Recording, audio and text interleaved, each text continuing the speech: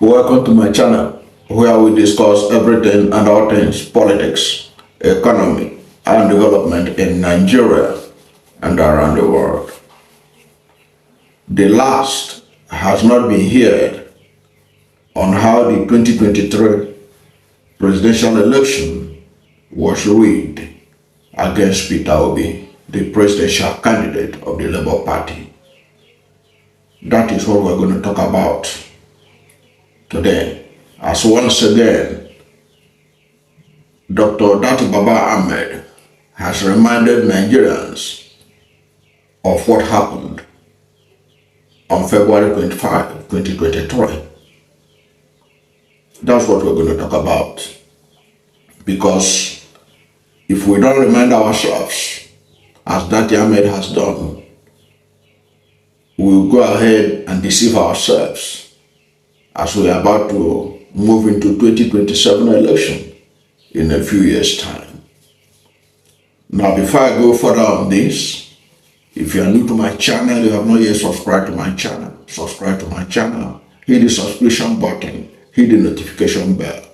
When you subscribe to my channel and hit the notification bell, anytime I have a new video, you'll be among the first to know. God bless you. And please don't forget to like this video, because when you like it, Google will rank it high and recommend it for more people. Also, you see some of my books are shown on the screen. These books are available on Amazon. Just type the title of the book and the author name. It will take you, type it in Google, it will take you straight to Amazon. Amazon is world's #1 when it comes to print on demand. And they distribute books from their offices all over the world. Even if you are living in the North Pole, these books will be made available to you through Amazon distribution network. Now, back to, and before I forget, I also used to put the link under this video, the link to these books. You can also check them out through the links. Now let's go and look at the insight on how the 2023 presidential election was rigged, as revealed by Datti Baba-Ahmed. And of course, we all know Datti Baba-Ahmed. He was the presidential candidate of the Labour Party in the 2023 presidential election. Recently, he was given an insight into how Peter Obi was rigged out. He was speaking in a live broadcast that has to do with the election in Edo State, which took place last Saturday.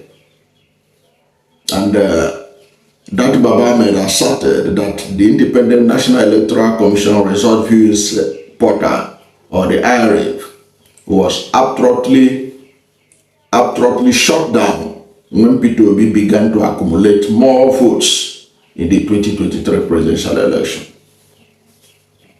And also in this video, I will show that he was not just speaking it. There are proof that what he said was true. And we're going to see this proof. Some of this proof are already on your screen. You can check them out.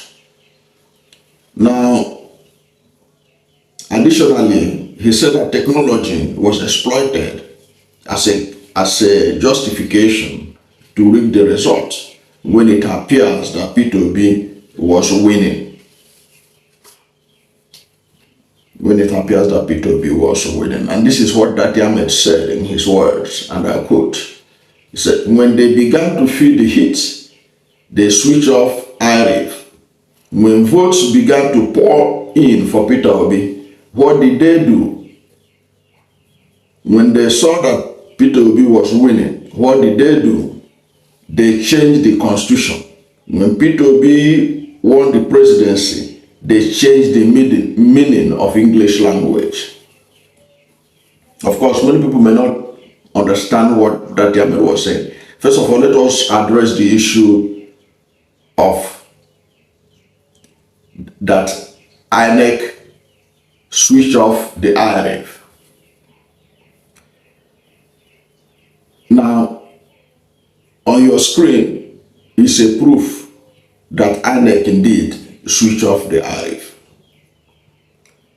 This was confirmed by Alhaji Bola Ahmed, the then Minister of Information and National Orientation. INEC claimed, Bola Ahmed claimed that INEC deliberately, he said INEC deliberately switched off. INEC deliberately switched off the transmission of the results through IRF. INEC deliberately switched it off. That's by Bola Ahmed. And you know where Bola Ahmed revealed this secret? He revealed this secret while speaking abroad, while speaking in UK and in the United States. What was his reason? He said that they did it to avoid data, the election data, presidential election data being compromised. How would the election data of presidential election be compromised when the election took place the same day with senatorial and House of Reps election? And all of these elections, the senatorial and House of Reps, they were being transmitted successfully, but that of the presidency was switched off. That of the presidency was switched off. So Bola Ahmed confirmed that INEC deliberately switched off the IRF. And they claim that they did it to avoid attack. But there was no threat to the INEC server. There was no threat to INEC server. Amazon Web Services that provided the backbone for the protection of the IRF and the INEC website for that transmission said there was no threat reported that day. And these are some of the evidence that Peter Obi brought in the court, and our court did what they know how to do, African magic. So nobody can fault that, what Baba Ahmed has said, that they deliberately switched it off when they saw that Peter Obi was winning on a landslide. People say that Peter Obi was winning on a landslide.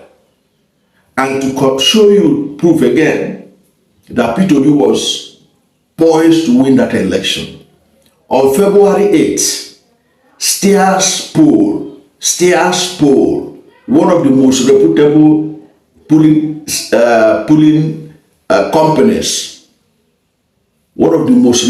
polling companies, did a poll showing that Peter Obi is going to win Lagos.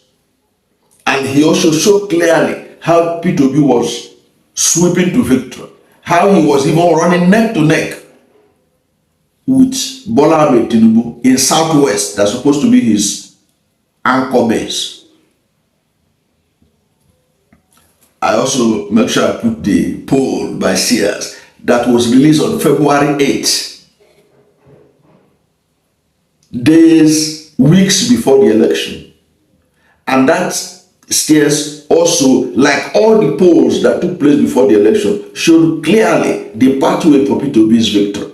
And if you read that Steers opinion poll very carefully, Steers said that for the past election cycle, anybody who wins Lagos is always on the verge of winning. Nobody has ever become president of Nigeria since 2003 without winning Lagos. And Peter Obi won Lagos in a landslide. In fact, there were reports that even the figure that INEC gave to Peter Obi as Lagos vote and what they gave to Tinubu's vote was not up to allegedly what they get INEC allocated to him in Lagos. You can see the anger, the vitriolic they have against Peter Obi. It was the way Peter Obi disgraced them in Lagos. That was why they turned it into ethnic something, claiming that it was Igbos that thought. Igbos' position in Lagos is not up to 30% of the population of Lagos. It was the Yorubas, other Nigerians, including the Igbos as well, that voted overwhelmingly against the Godfather in Lagos. The Yorubas voted overwhelmingly. The Yorubas were the majority in Lagos. They voted overwhelmingly against Bola Ahmed Tinubu. That's why also I don't like it when some people from Southeast begin to attack the Southwest people. Anytime they put something, they say, yeah, you people voted for Tinubu. Many of them didn't vote for Tinubu. Even the opinion polls in Southwest show that Peter Obi was far more popular than Bola Ahmed Tinubu in Lagos, in Southwest. They were running neck to neck. Go and check all the opinion polls. Because the Southwest, like the rest of the country, knew that Bola Ahmed Tinubu has nothing to offer except what he's offering to us right now. Hardship, suffering, insecurity, and the alleged corruption that is said to be worse now than ever before. So these are some of the realities. So those who are dismissing what Datti Baba-Ahmed said the other day on this matter, they should not dismiss it. There are proofs. Because Lai Mohammed, INEC, had not told us the real reason why they switched off the RF. Because there was no reason for it. And like Datti Baba-Ahmed said, they changed the English language. What Datti Baba-Ahmed was saying was referring to that section of the Constitution that said before you can be declared president, you must at least get 25% of the vote cast in the Federal Capital Territory, Abuja. It was because of Peter Obi. Supreme Court now changed it. He said they changed the English language because of Peter Obi. He was right. Because all the presidents who have ever been sworn in had always gotten 25% of the cost, 25% of the vote in Abuja, in line with that section of the Constitution. So the only thing is that it is now for us. It is important he keep on reminding us what INEC did, allegedly did, so that we can also know how to mitigate it ahead of 2027. What can we do? That should be the question now. What can we do? We are seeing what is being played out. What is being played out in Edo State. It is to remind us that we still have a serious problem. What is being played out. What the APC are doing in Edo State. Showing you what they will do again in 2027 if Nigerians do not take up the responsibility of stopping them. They will perpetuate themselves again in 2027. It is good that Datti Baba-Ahmed reminded us what happened. But it's also important for us to be able to think, what do we do? How do we ensure that this rubber stamp National Assembly do the necessary amendments that will block all the loopholes with which they use in rigging the election in 2023, particularly the idea that INEC can use any method to collect the result. We must make it compulsory that it must be through electronic process, that as people are voting, the result must be dropping in real time and everybody will be seeing it. It shouldn't be optional for INEC. These are some of the things that we have to be fighting for now. Because already 2023 passed. But it's also important that Datti Baba-Ahmed remind us what happened. Because if a philosopher said that history does not repeat itself, it is men that repeat history. So if we are not careful, 2023 will be repeated in 2027. Look at what is happening in Edo State governorship election. It shows you the desperation of the APC, what they can do in 2027.